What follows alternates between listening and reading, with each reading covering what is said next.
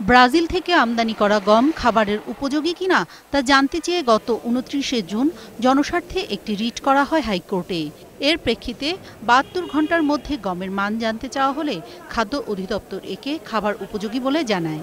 বুধবার শুনানি শেষে বিচারপতি কাজী রেজাউল হক ও বিচারপতি আবু তাহের মোহাম্মদ সাইফুর রহমানের হাইকোর্ট বেঞ্চ আদেশ দেন গমে পোকামাকড় থাকলেও তা খাওয়ার অনুপযোগী নয়। এই গম কাউকে জোর করে দেওয়া যাবে না।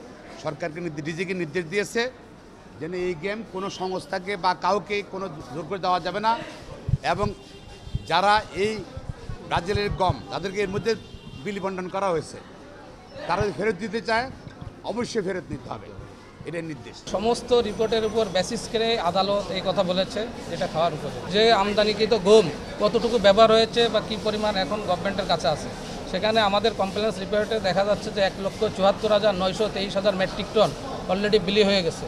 বাকি ২৫,০০০ মতো এখানে আছে। সেটার ব্যাপারে বলেছে যদি পোকামাকড় বা এর যে কথাগুলো আসছে বা বিভিন্ন টেস্ট রিপোর্ট আসছে সেটার বেসিসে এখন যদি কাউকে দিতে যাওয়া হয়, সেটা যদি দিতে না চায় সেটা অ্যাকসেপ্ট করার জন্য বলা হয়েছে। এদিকে বিচারপতি ফারাহ মাহবুব ও বিচারপতি ইজারুল হক আকুন্দের বেঞ্চ ঢাকা বিশ্ববিদ্যালয়ে দ্বিতীয়বার ভর্তির সুযোগ চেয়ে ২৬ শিক্ষার্থীর অভিভাবকের করা রিটের শুনানি শেষে বুধবার সুযোগ নেই বলে জানিয়ে আদেশ দেয়।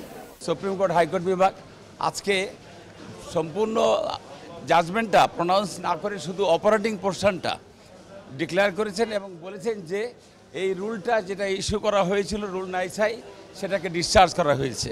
অর্থাৎ ঢাকা বিশ্ববিদ্যালয়ে যে সিদ্ধান্ত নিয়েছিল যে দ্বিতীয়বার ভর্তি পরীক্ষায় অংশগ্রহণ করা যাবে না, সেই সিদ্ধান্তই সঠিক বলে প্রতীয়মান হয়েছে। আর মোফাজ্জল হোসেন চৌধুরী মায়ার মন্ত্রিত্ব ও সংসদ সদস্য পদের বৈধতা চ্যালেঞ্জ করা এক রিট খারিজ করে দিয়েছে অপর এক বেঞ্চ।